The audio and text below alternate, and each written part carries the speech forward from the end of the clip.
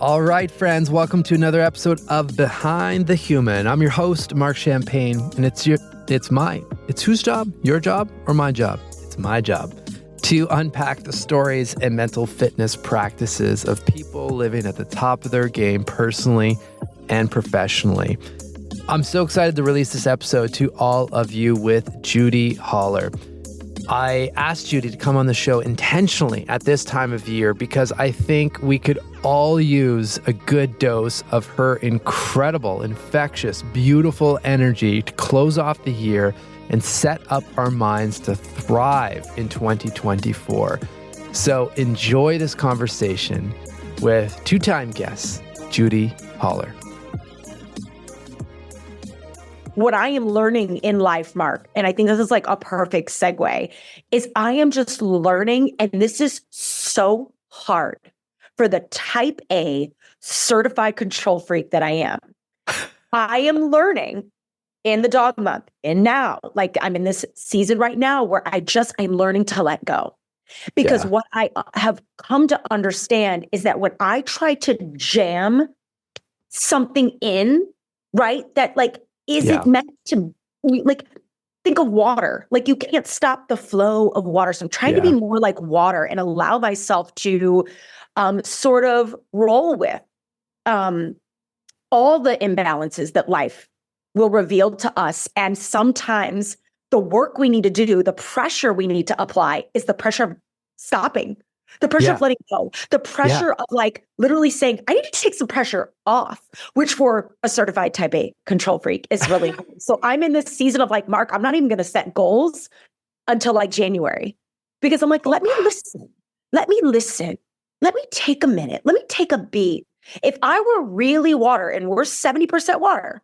So if I am the ocean, if we are water, it is destined to flow. Yeah. So what do I have to lose? I might as well be like the ocean here. Take a good listen this month and then come back in January and make some plans. But I'm going to give myself a beat. And that is like a whole new Judi in itself. We're going to get into that. So John, who's editing this episode, and everyone's going to be listening to this, there's a bit of a non-traditional start because, as you know, I typically start with a "Who are you?" question, but there's no way I'm not including everything we just talked about in this episode. So we're going to do the "Who are you?" question. Okay, I love this. And all you listeners are going to hear it kind of midway through, and I'll record the intro and all of that stuff in Judi's bio at the end of this, so you'll hear that up front as per usual. But let's start with the "Who are you?" question, because everyone will have a bit of a bio by the time they get to this point. So if we strip all of that stuff away, and the titles are gone, what you do is gone. Just like, who is Judi? I am a 47-year-old hip hop loving, poetry writing, slam poetry performing, hype girl, performer, and artist, really on a mission to help people holler at their dreams. And I don't believe God gave me the last name of Holler by accident. And I have woken that beast up. And it feels so good to be able to say that to you. And Mark, I would love to go back and like listen to the tape of what I said 2 years ago when you asked me that question. I've got that for you. Do you? I listened to it because I was curious, just knowing a bit of backstory over the last month or so of what you're going through and the remix and all of that. I was genuinely curious to see how you were going to answer that question in respect or in comparison to, because it's essentially been exactly 2 years to this month since that last conversation. It released December 2021.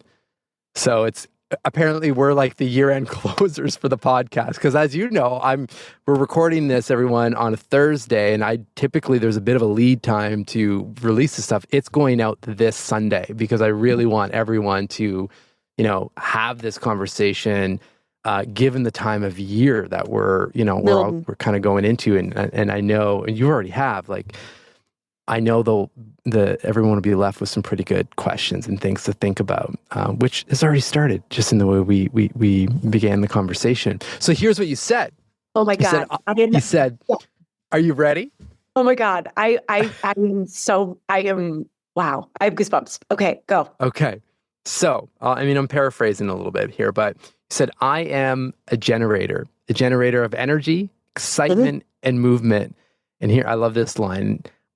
This relates, I think, to right now. I refuse to remain stuck in the same.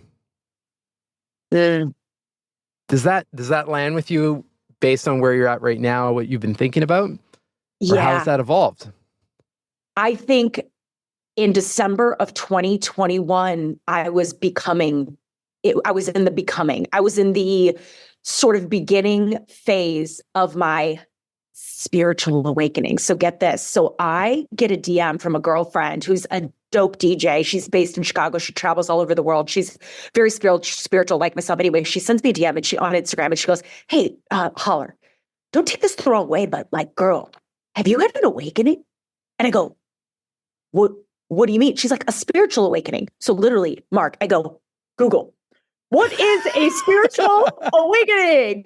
Little did I know, I did a whole podcast episode on it. There's 7 phases of a spiritual awakening. So guys, go Google it because there's the 7 phases of grief or whatever, the 5 phases of grief. It's got some vibes of that where there's like shedding and a becoming and a stepping into it, an embodiment, and like all this stuff you kind of go through, you sort of break down to break through. Long story short, in December of 2021, I was with what I know now after my Google research on spiritual awakening and now reading more about it. I was beginning that journey of slowly starting to be honest with myself about what it is that I really believe. I was like who I came here to be and what I was put on this planet to really do with my life. And I was just ready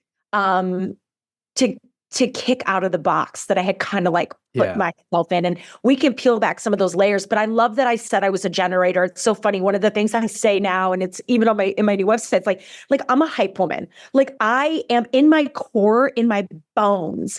I am a generator of like heat, of energy. I am hype. There's substance to me, no doubt about it. And I'm a great teacher on stage and I have a lot of stories to share. And I feel like I am an artist and I find this way to sort of blend like my work as an artist with like the hype to really create some substance in rooms. I work primarily as a keynote speaker and it's so fun to be able to do that now. It looks a lot different than what I was doing, but at my core, in my bones, I am a hype woman. Like I am a generator. I get people like my keynotes. I am a motivational speaker. Even saying that a legit one. A legit one. Like we were talking about this last night. I went out with a few speakers and they were all in Arizona for this thing. Long story short, we were talking about like the title of motivational speaker because there are different categories of speakers. And some speakers like myself are true openers, closers. We are inspirational speakers. And I shied away from that term for so long because number one, I felt like I was way too cool to be a motivational speaker. Ego. Like I'm way too cool to be a motivational speaker. I'm not going to try and get you to go live in a van down by the river, baby. Like, you know what I mean? Like, you remember the Chris Farley? Yeah. Like, he just had this like used car salesman and like ick vibe to it. Like, it just felt icky to me. Like, she's a motivational speaker. And I was like, cringe, embarrassed. So let me come up with all these other ways to identify myself and title myself. And when really at the core, what an honor to be able to do what 98% of the population can't do, is afraid to do, and to be able to spend your life driving people to take action in their own. Like what an honor that is. And the last thing I'll say about it too, and I hope everybody that speaks or wants to speak hears me when I tell you this. My middle stepson said to me, because I was in some self-doubt on something, and this was a couple of years ago. We were sitting on the front steps in our house in Ohio. I now live in Arizona. And we were just like, I saw something on Instagram. It triggered some self-doubt, as the machine does. It is designed to distract us, right? So I'm scrolling the gram and I'm just like, okay. And I get it out and he just looks at me. He's like, Judi, do you realize what you do? This is a kid who's now like, he's coming out of medical school. He's on rotations. Like he's gonna be a doctor, right? He goes, do you realize that you do for a living what 98% of the population can't do or doesn't want to do? They'd rather die than do what you do. Yeah. And if you look at the only other category of job that has a very similar percentage ratio, it is surgeons. Like surgeons. Like 98% of the population is not a surgeon. 2 to 3% are, right? Like surgeons are hard. He goes, basically what I'm saying to you is you're a surgeon. You are a surgeon. And I remember being like, that's right. We are surgeons. They're like, so it's like specialty, like have this specialty, this craft, those of us that really do it at high levels and for a living professionally, right? We're surgeons. And I loved that play, like, and what an honor to be able to slice into someone's life when they least expect it in an unexpected way to get them to do something different. And I'll take motivational speaker all day long because I'm good at it. Let's go. That you are.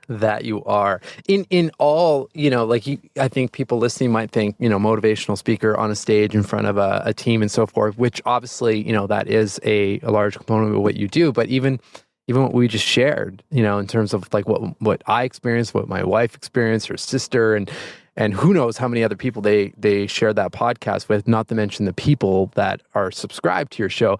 I mean, that was 15 minutes of some serious Judi hype.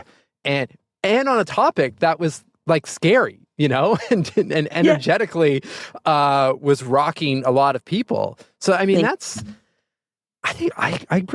I think that's something to be proud of. Like that's an art, that's a skill. I'm so proud to be there. I'm so glad. Yeah. It's like I'm back home to myself. Like this is the journey, and we can unpack some of the stories. Because I think there's so many lessons hiding in where I was 2 years ago to where I have finally gotten today that I think would be really cool to unpack with you. But I am back home. I am a hype woman, and I am 47 years old, and I have woken myself up in a way that I think is empowering and powerful. And I believe I'm here to remind men and women that we are never too old and we are never too late to age as ambitiously as we want to live as loudly as we desire to. And I don't know about you, Mark, but I'm kind of like, give me the woman or man with the wisdom any and all the day. They have the best stories. They have all the lessons, the failures, the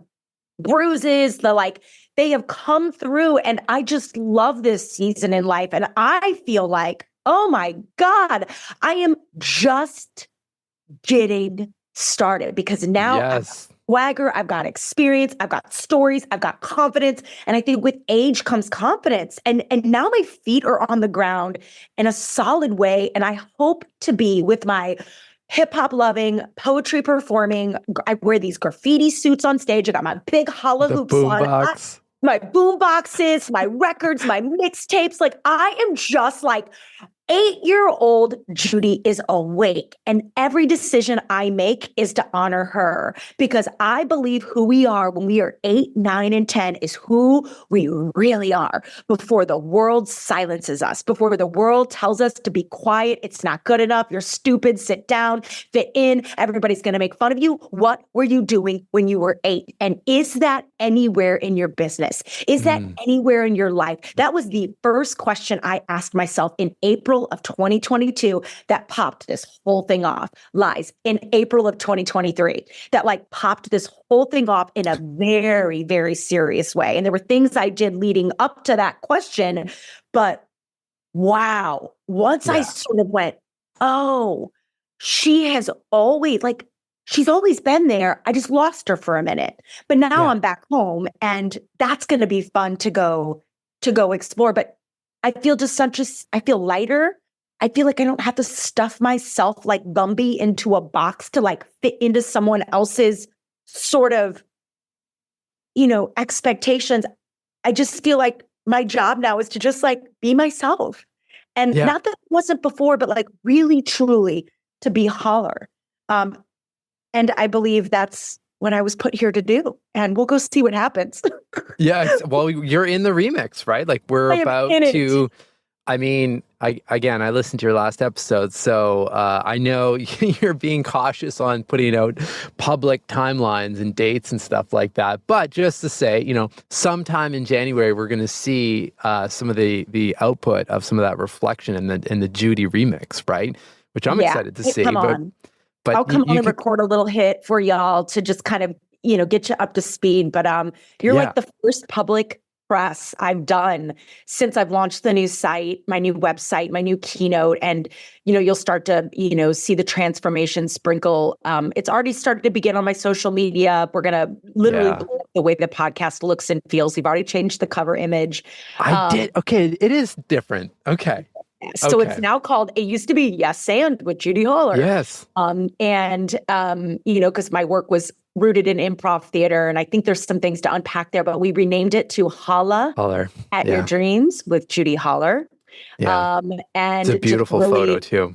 Thank you. Yeah. Like just bringing it, even that, like I have the best people around me. I have the dopest creative director. I have just some of the wisest women around me right now that I've met out here in the desert that have just sort of shepherded this and midwifed this whole thing to life. And it's been a blast. And I'm happy to unpack it because there was a little bit of a story getting here, some pretty big trials and tribulations that I had to step over. Well, so I did want to ask you about that, but I also wanted to ask you just from memory from our last conversation and just, having consumed your work and followed you and whatnot, I know you have some pretty staple, morning and let's just say mental fitness practices, like the I am statements and some of the journaling and whatnot. So I'm just curious as kind of like as soon as you asked that big question in April, which seemed to be like the springboard of, okay, there's a remix kind of starting to happen. Where did it go from there? Like, how have those practices been shaped, or what other questions have been helping you along that journey? Because I think we're just naturally, when this is airing, in a just like a seasonal time in the year where most people have a little bit more reflective time and it just feels a little easier to get into this stuff. So these kind of questions, I think, could be quite helpful no matter where people are at on their ride. I love it. And I love this time of year. I love, listen, change is the game. Like if you are the same next year as you were this year, shame on you. Like we have to increase our tolerance for pain. And the only way we get any stronger, and when I say pain, I mean the pain of fear, the pain of rejection, the pain of getting it wrong, publicly embarrassing yourself, looking stupid, feeling, I think I might have said shame. Did I mention shame?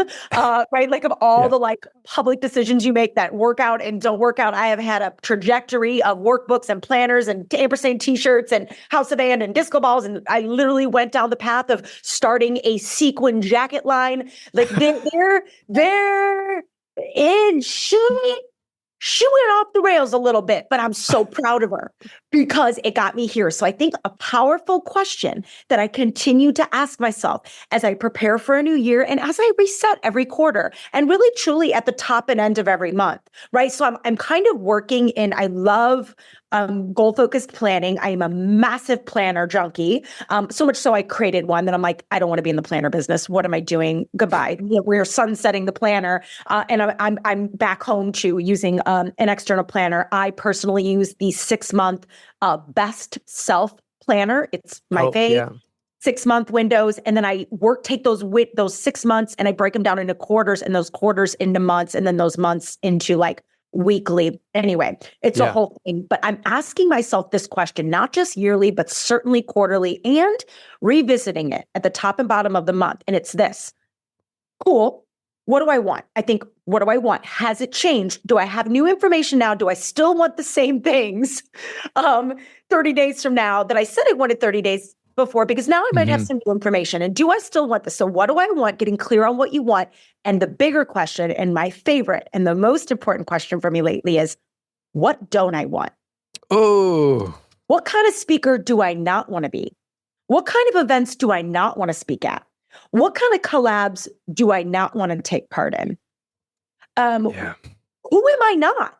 I'll give you a really perfect tactical example. This was like so freeing to me. So I created last year, and I'm so proud of it. The number one DM and question and email I get is, oh my God, Judi, how do I be a speaker? I want to be a speaker. I want to be a speaker. I want to be a speaker. And I am a speaker. So I do not have time to coach and teach other speakers. So I'm like, let me make a course. It was great. Plus I knew I was going through this massive transformation. I'm like, perfect. I can take that time to build in some passive income, give back to the people who want to learn the business of keynote speaking, the real non-poser nation business of keynote speaking, because there's a lot of noise and there's a lot of people who should not be teaching anything about keynote speaking. So I've been doing it for a decade. I make this course called Speaker School. It's dope. You can learn about it on my website. And the reason I'm sharing that with you is I've loved it. And we've put 60 people through the course this year, and it's online, it's on demand. And then they get like a monthly Zoom call with me for 6 months. And that's it. I show up on the Zoom call and I continue to get the messages of, hey, Judi, will you coach me? Can we open up? So I was going to open up some private coaching spots.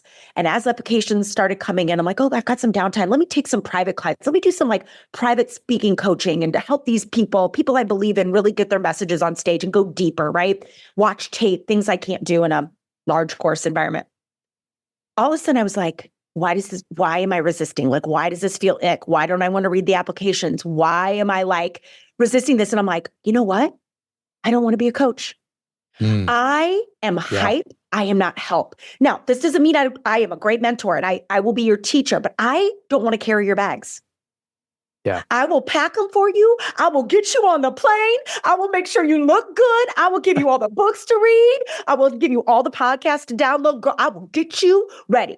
Mark, I'm going to get you on that plane, but I do not want to carry your bags. I have no time for it and I don't want to do it. So what I have learned about myself is I don't want to be a coach. I am not a coach. I am about hype, not help. I got enough that I need to help myself with. Right now, this doesn't mean that I don't want to teach. I am, I guess, a teacher on stage as a keynoter, right? But coaching is a different art form. I have coaches.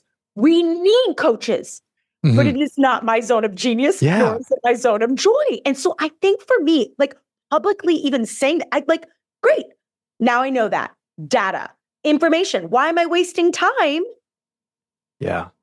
Because I can make some money and certainly I can help some people. But if it's not like, I could be spending that time doing so many other things that actually could end up making an even bigger impact in the business. So that is an illumination on the other side of the question. What don't I want?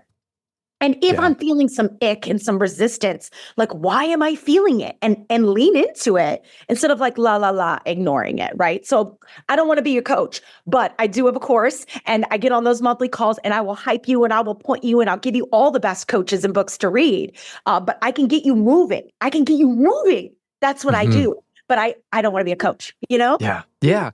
But I think what you're like, what's coming out really loud and clear is this idea of asking the right questions to get the data, then taking some action on that data that, like in the business world, that's just normal. Like any brand, I mean, you have all these metrics, you look at the data, you look at the feedback coming in for your team, you look at market research, and you make decisions. But for some reason, when it comes to like the biggest game and the biggest, project of them all, like our lives, we don't take the time to ask the questions to review the data unless, we hit the wall of some sort, then the data's right there. Right? Yes. It's wild to me. It's insane. And I am coming out of this. I am born and raised in the Midwest. I live in Arizona now, but I'm a Midwestern girl. And if you are from the Midwest and you are listening to this, you will feel me on this. I am a massive recovering people pleaser. I think what got me into so much trouble, not just with team, as a leader, with clients, with other people, is Brene says it, clear is kind. And I was so worried about offending or upsetting or someone not liking me. So I would just shove myself down into a box. I'd do things and create things and say things and take on jobs and projects and collabs because I didn't want to offend or upset or ignite a light in someone in a bad way that could reflect negatively on me. And I got myself into so much trouble. So now I'm kind of like, Like, let's just be clear. It's kind because it's going to save us all so much time, money, and effort. And it is okay to not be for everyone. And to be frank, if you are, you're probably doing it wrong, right? Yeah. So I don't know. I get a lot of confidence out of the growth in that area, specifically for me, because getting clear on what I don't want does bring a confidence that I think helps me get closer to what I do want. And some of that required me like laying down my armor and like also like just really reckoning with the fact that I have to be honest with other people and myself, and just, people pleasing and not speaking up is only going to hurt me in the long run. We might as well nip it in the butt. Clear is kind, clear is kind, clear is kind. Yeah. That's the thing that came through really louder the last 12 months. And it helps me move faster in business and not get caught up in things that I can't control anyway. So, and I consider myself, I probably hover in the people pleasing kind of bucket, maybe probably more so than what I think. And I know a lot of people pleasers, so I totally vibe with what you're saying, and it's tough. So this is where this question's coming from, because there's one thing to acknowledge that and spend some time with some of the questions that you've brought up.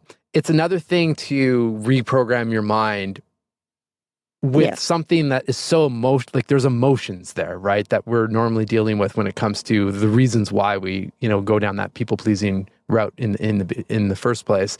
Like, what helped kind of consistently just remind you or put you back on track? Like, oh, there's like Judi, the people pleaser again. Like, we're not going there again. We've already identified this. Like, was there anything that helped to make that shift? A big theme right now for me that continues to come up, 3 words: trust your life, trust your life, trust your life. And so I'm always kind of like, I have found, like, we know when there's a red flag. We know when a person doesn't feel right. We know when we need to say no. We know when we need to say yes, and we're not because we're afraid. We know that there's a clause in this contract that makes you a little nervous, but we don't say anything, and then it ends up biting us in the ass, right? Like, so what helps me is like trusting my life, and also trusting, and I think women inherently, we are powerfully intuitive. We are like born with this as women. So knowing this about yourself, tap into that. So what helps me is I think back to the times, and I could count a couple really big ones that happened even this year that I knew, and I ignored the red flags, and it cost me dearly. So I never want to make that mistake again. It doesn't mean I won't make mistakes again. Of course not. But now I give myself a minute. I do not make fast decisions. I give myself 24 hours to respond to emails that make me, and I give myself space and time. And old Judi, everything was so fast and so urgent and hurry, hurry, hurry, go, go, go. And now I'm kind of more like, ooh, flow, flow, flow, flow, flow, flow, right? Because I don't want to be rushed into a decision. And if someone is rushing me, it's probably not right, right? So giving myself space and time, and just what really helps me, Mark, is just thinking about the 3 to 5 times that ignoring that little nudge, that little silent whisper has really cost me dearly. And I have wasted so much time and so much money. Ignoring myself.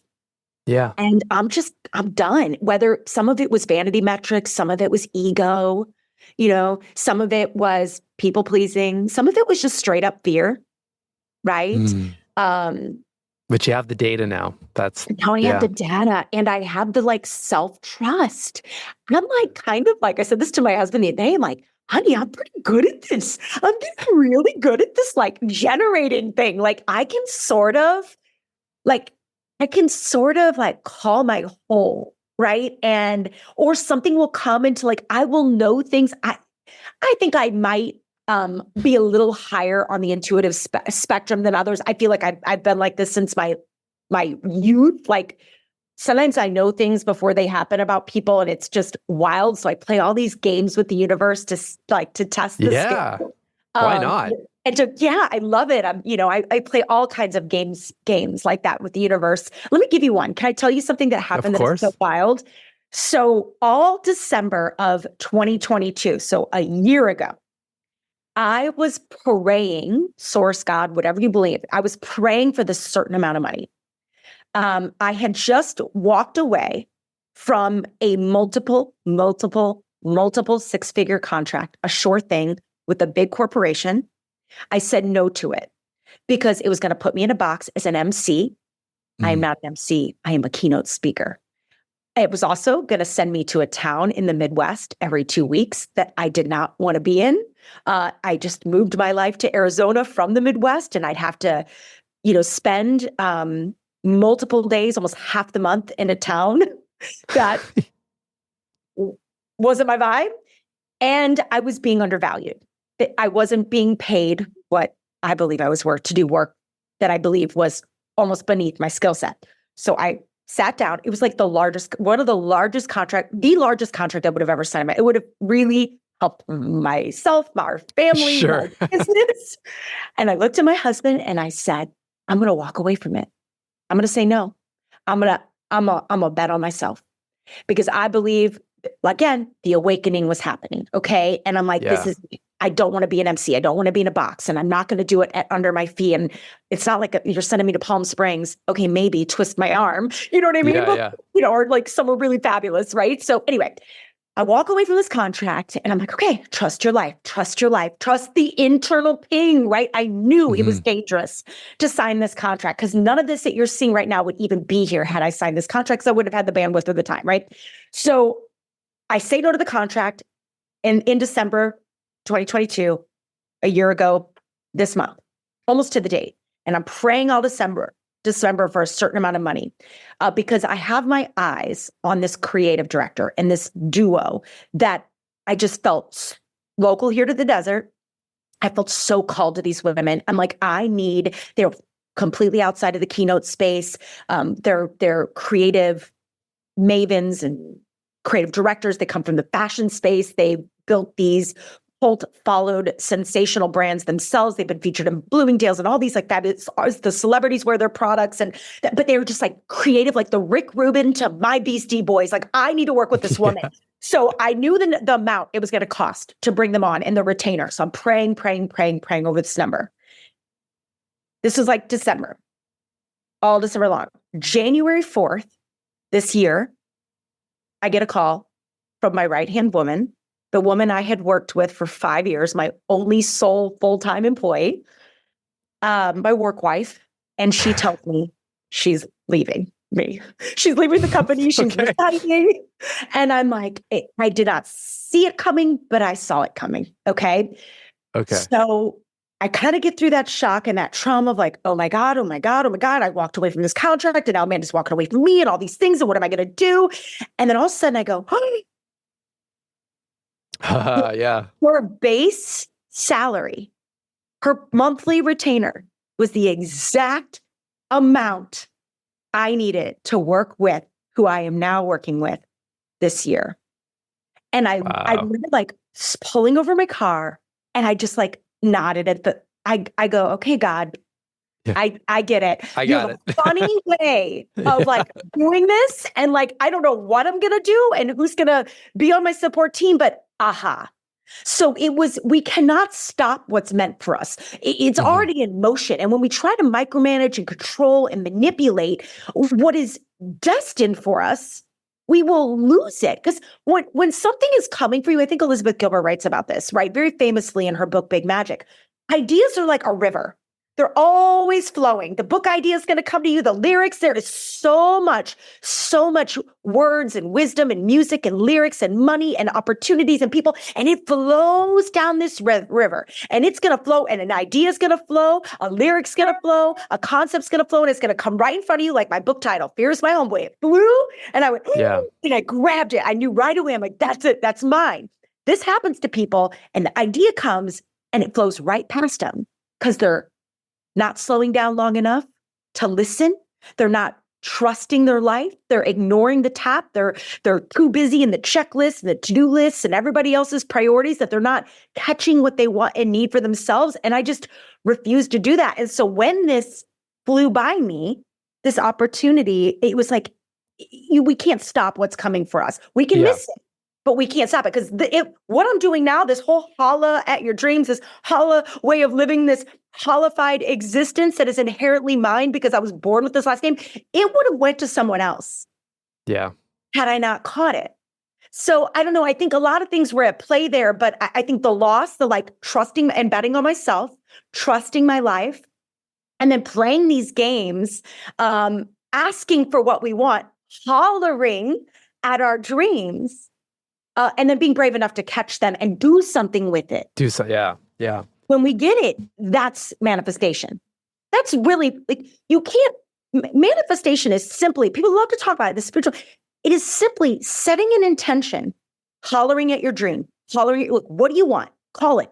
What do you want? Mm-hmm. And then the secret is giving that intention attention. You got to move. You can't just sit with your crystals and your sage and your Palo Santo and whatever else you do to catch a vibe, like, and just hope it happens. Like, we got to move. You got to move. You got to move. Yeah. And I think that's the essence of what I'm doing now, and really redefining what it means to holler, which I believe, this pop culture phrase, holla, let's redefine it. For me, it's the audacity to age ambitiously, live out loud, and use the power of our spoken word to bring our dreams and goals into existence with enthusiasm. That is what it means to holla. And I am here for it, baby. I am here for it. I love it. So we're making this a new tradition. We're not letting 2 years go by. We're doing every December. We're doing an episode together. Just do a December jam session. I love it. It's just like we just flow. It's too good. You ask great questions, though. That's your thing. Thank you, Judi. Thank you. Welcome. I'm happy you not clarify, but just added that kind of last point about taking the action and grabbing and going, because I think people could have easily taken, your message of, I was praying for that certain amount, and then like, that's all you hear. And then all of a sudden it appears, but that's not what, like, again, there's movement. I like the idea of movement because I feel most of us can relate to physical movement. Like, you move your body, you train your body, you see results. You don't move, you're going to get results, but we're not going to get the results that you're looking for. And I think we can apply that to our minds. We got to move the mind. We got to move, we got to have conversations. We got to keep going, right? Keep going. You can't just sit back and hope. Get in the room. We got to read the books. We got to take the courses. We got to get on the podcast. We got to make the pitch. We got to pick up the phone and sell. We got to send the email. We got to DM. Like, that amount wouldn't have come in my stratosphere had I not put myself in the first room where I met the woman. Then I'm like, there's something about her. And then I listen to the feeling. I'm like, there's something here. She keeps coming up, and I feel really energetically drawn to this human being. And there's something, I don't believe this is a coincidence, but again, we're 70% water. Mm-hmm. Water, like science. Like, water is meant to move. It is meant to flow. It is meant to, it's in constant motion, and you should be too. It doesn't mean we don't pause to take a beat and give ourselves a moment, but even that's movement. It's a conscious choice to be in the moment, and that is still a movement, right? Yeah. Like, you know what I mean? Yeah. But it is all right. You don't just, again, this is why I think really making sure we understand manifestation, and that when you hear that term, the only way it's possible to manifest anything is to move for it, to work for it, to holler at it, to call your shot, to ask for what you want, to put yourself in the room. Like, we got to make moves, but we also have to aim. We have to have something to aim at. Oh, exactly. And we have to speak it out loud, because how will anyone know? Like, Mark, if I don't know who you are, what you do, what you want, what you need, that you have a book, a podcast, like, if you don't tell me what you want or what you need or who you are, how can I help you? How can I buy from you? How can I, sir, it's almost like you're stealing from us if you don't promote yourself. And that word gets like a bad rep, but like, I'm 47 years old. I'm a holler at my dream. Here's what I want. Here's where I want to go. And 9 times out of 10, when we do speak it, so this is what I want to do on my show when we come back, is I want to end my episodes with guests by being like, all right, what dream you hollering at? Because we got all these thousands of people across the world listening to this show. Someone probably can help you get it. And I had a girl on my show. We did it once, and this is how I came up with the idea. And she hollered at a dream. She wanted to speak on a specific stage in a specific room. And one of my listeners knows the booking manager for that. And they made it. Do you see what I'm saying? Holler at dreams. Gotta speak it, because how can I help you? So to be able to play a role in people getting what they want and what they dream about, because I'm encouraging them or giving them the space or the room or the permission to speak it, what an honor. Like, that's how everything happened for me, right? It's the story I close with in my new keynote. Like the time in 2015 when I hollered at a dream in a room full of 500 people, like I literally said to the keynote speaker, I want to do what you're doing. And I stood up in a room full of 500 people and I said that out loud, and it changed my entire life. Like, that speaker's still in my life. The people in the room that heard me were like, they were all the meeting professionals. The story's on the about me page of my website, but it's like signature. It's like, they were the first to hire me. They were the first to send me leads and support me, because now 500 people in the meetings industry knew that I wanted to be a keynote speaker. So all of a sudden, doors started to open, right? Because I had put myself in the way of it. I applied some pressure. I just told 500 people, I want to be a keynote speaker. So what are we going to do about it? Right? And there it begins. And that was 15 years ago. And now here we are, right? So here we are. Cool. There's one topic I wanted to ask you about. And this is, personally, I feel like I'm in a place like this. And it sounds like you've gone through these kind of moments. Maybe you're in one of them right now with kind of the remix, but it's balancing laying the foundation for something that is big or bigger than what we can even see today, but we know that this is what we need to do.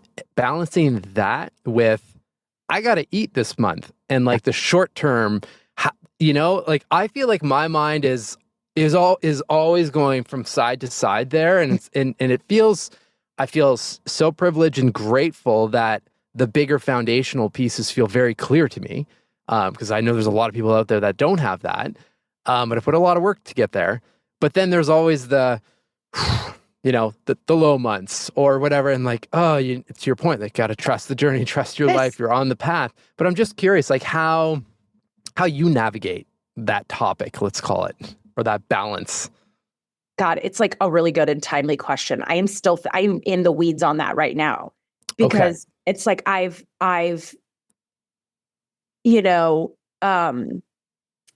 it's one thing to say, okay, trust your life. But that doesn't mean sit back and don't do anything, right? So for me, the type A certified control freak, 7 days a week, baby.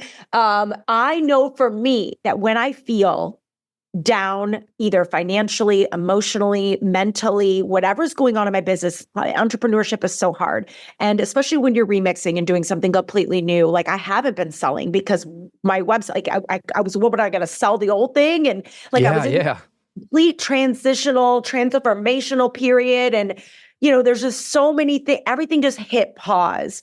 So there is a beautiful pairing of trusting, but for me, I know as long as I'm moving, like even if it's something as like, I'll give you a really perfect example. I know, like I just have to find a way to take control of what feels uncontrollable. So I'm like, okay, if I can't be selling right now because my website's not up and I don't have my new pitches, and even if I sold and I was ready and I had the perfect pitch, they would go to my old website and it would feel disconnected. And I just needed to get the new website out so that I could confidently go forth and pitch and sell in the ways I wanted to. And even from a marketing and an ad spend perspective, I mean, I just was frozen because it was all the old stuff. And I just could not, how can I say, it's just very disconnected.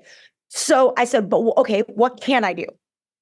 So what I have spent the last, specifically, I would say hardcore 60 days, but almost closer to the last quarter, really October, November, December. So I'm like, I can learn all about I'm going to read everything I can about sales and prospecting and pitching. And how do I bring new energy to opening doors and shaking trees and the low hanging fruit that is still fruit? And how would I craft an email differently? And what should my pitches look like? And what books can I consume? And how can I get things ready? And what phone calls can I make now? Like, I just got myself in the way of preparing to launch, right? So it just feels really good. And when I would get emails then, and leads would come in, and I knew that I couldn't put the old talks on stage, but I was in this liminal space. I had created these scripts that helped people, these little videos that would help people understand like where I was going and when it was coming out. And so I felt like, and I was losing business, of course. And I think I have, hit a very slow season because of the transformation, but I know that I needed the slow season to build it and prepare for what I think will probably be one of the busiest seasons of my life. So I've been hibernating in action, even though I'm not technically busy. I'm hibernating in the preparing for the hustle. And I mean hustle with love. Like, I love people who work. I'm a worker bee.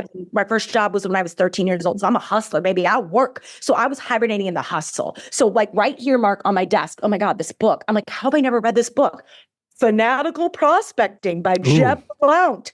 Guys, okay, the ultimate guide to opening sales conversations and filling the pipeline. Who doesn't want the pipeline full? By leveraging social selling, telephone, email, text, and cold calling. It brought me right back to my sales roots. There are no kidding. So many ideas in here. So I just started, and I'm like tapping into like new ways to prospect and new ways to find leads and conventions, and tapping into my network and referrals, and just kind of getting myself prepared. Yeah. Right. And that has made me feel less stress because I feel in control of what feels out of my control. Because at the end of the day, and I also, one of the things he says in this book is the more you pick up the phone, like the more you go sell, the luckier you get. Totally. And I think for me, one of the biggest mistakes I made over the last couple of years is I let go of my sales. I gave my sales to someone in my business who's not a salesperson, number one, and never wanted to be. And I lost control of my CRM and my relationships and my touch points. And it doesn't mean that we don't have people supporting us, but I think you have to be in your business. And I lost control of that. And at the end of the day, no one's going to sell me better than me. So I have to take some ownership. So I've been studying sales because I do want to pay my mortgage. Details. You know, I do want to continue to hire people and keep my creative team and produce my podcast, all this stuff. There was expenses to running a business and living a life. And, but I'm also equally, I said to my husband, I go, listen, if I need to go 10 bar for a little bit, we'll do it, you know, and like, we make these jokes, but I'm like, seriously, like I will figure it out. I've always figured it out, but I know for me, I can't just sit around and do nothing. I'm like, great, let's hibernate in the hustle. Let's get ready for January because we're going to come out strong. So I'm building all my pitches and just getting ready so I can hit the streets in January. And I'm like, you're going to get lost in the noise right now. You're not really selling right now. You're strategizing. You're hibernating. Hibernate is what do bears do? It's like hibernation time. Hibernate in the hustle and then prepare to launch, you know? And so that's what I'm doing. I don't know if that helps you, but you're in it. No, I love it. You're moving your mind. What's his last name? Blount. He's Sales Gravy, I think is his handle on Twitter and all the stuff. Sales Gravy. Website is salesgravy.com. Like, he is a hardcore sales guy. You know. No kidding. Yeah, but I mean, it's really, really good. Like, okay, you have to hear this. You have to hear this. So it's like, there was this line in here that I was like, it was like he was literally screaming at me. Oh, if I could find it really quickly, I will read it to you. But it was just all of this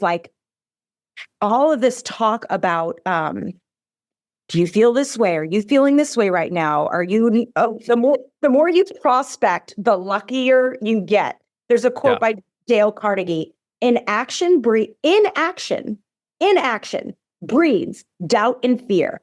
Action breeds confidence and courage. If you want to conquer fear, don't sit at home and think about it.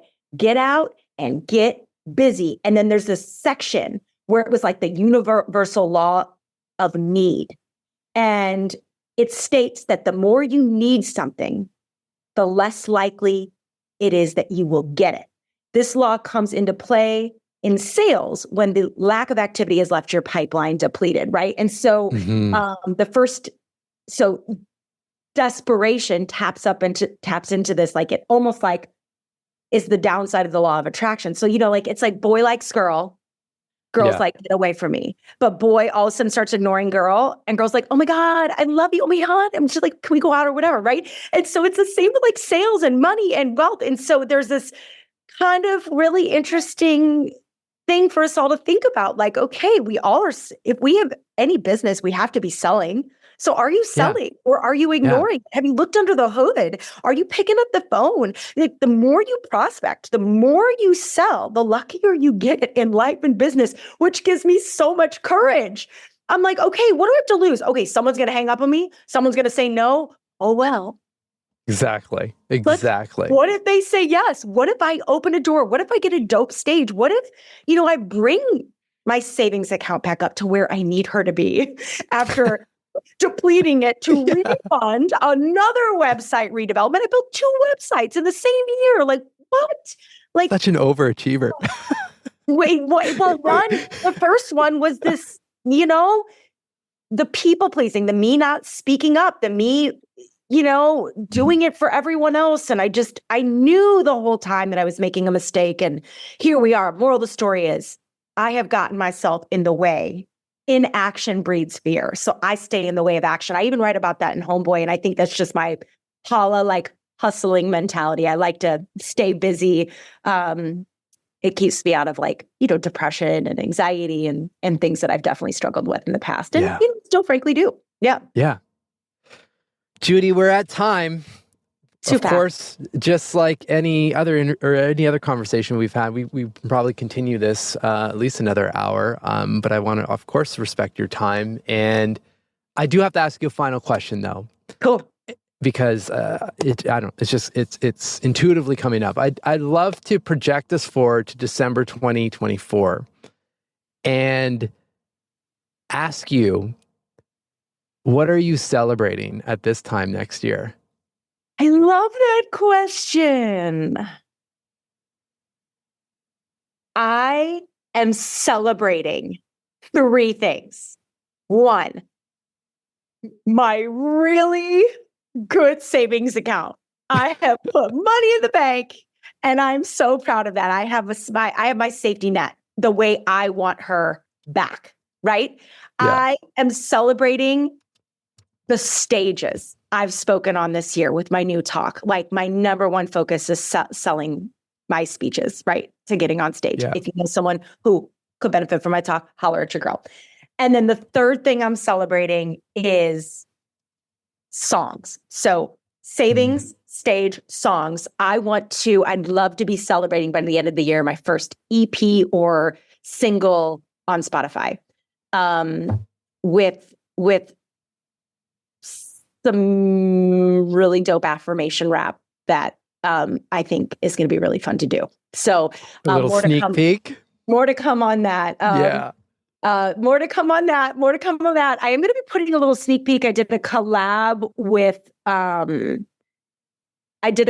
one of my favorite keynote speakers, Jade Simmons, on stage last week on Monday. We wrote a piece. I wrote a piece called Permission Slip. She wrote her bars. I wrote my bars. And she is a pianist, and she scored it with beats. And she encouraged me to rap. So I did rap and spoken word. And she really encouraged me to rap the top of my bars and put spoken word in the middle. Anyway, she helped me with so much of it. So I'm like, that's definitely going to be something that needs to be released. Like, my first official musical collab. And we did it on stage with all of these women, proving collaboration over competition wins every single time, but also it was my first time out publicly as this, there's this really beautiful category of music, and it's affirmation music, and it's people that are poets and rappers wanting to take the space a different direction. Yeah. So instead of rewarding and awarding sort of a more dangerous lifestyle and winning awards for that. It's now a category in the Grammys. Spoken word poetry no longer goes up against audiobooks. Affirmation music has its own. And there are women like, there's Tony Jones and Queen Herbie and Kristen Teeb and all of these incredible, but God, there's thousands of them. And I will be celebrating, hopefully, at the end of next year, my first official song on Spotify as an artist in that category. And saving Amazing. stages and songs. Let's go. That's pure. When I think of Go look it up. that kind of music. Affirmation music. I am. And Tony Jones. Toni Jones. I love Queen Herbie. Qveen, and then Chris, Chris, and Teeb. Specifically a song called I Can Do Anything. These guys are spectacular. And I just this is the stuff I walk. It is constant in my it's movement for the mind. That's movement for the mind, baby. Yes. So this is, I want to go make that in the world. It's art. It's rap. It's poetry for a good cause. Yeah. And you need to make that. Oh, we need more of it in the world. You are one beautiful, bright light in this world. I mean, thank you again for taking some time to have this conversation. But I probably said this last time, and I'll say it again. But thank you for being you and going and doing the hard work, the stuff that doesn't feel natural, feels tough, feels scary, to go through those remixes, because the ripple effect and the benefit that all of us get from really feeling who Judi is, today, is exponential. So thank you for doing that. Received, caught. I catch that, and I needed it more than you can imagine. So this was a really perfect. I mean, I just hollered at some dreams myself here publicly and told some stories you're the first, press I've done on the other side of this massive remix and new launch. And I'm so glad it's you. So it felt good. Thanks for giving me the space to do it and making it feel safe, and also hopefully really valuable to the person listening. And I think the biggest takeaway is you're never too old, you're never too late. And if you are listening to this right now, you are meant to listen to it. So what are you going to do with it? Do not be the same person next year that you are today. Shame on you, baby. Go holler at your dreams. Go call your shot. Go get something that you want this year. And do not apologize for that. This is, man, it goes by in 5 minutes. This life is over in 5 minutes. 5 minutes. 5 minutes. We're not wasting any more time. So go for it. Meant to hear this. Let's do it. Woo.